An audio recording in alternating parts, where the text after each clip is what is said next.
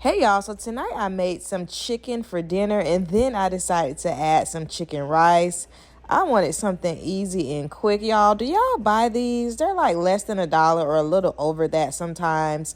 You can make it in like less than 15 minutes and it is so yummy. Y'all drop down in the comments and let me know, what do you typically add when you buy these little rice packets?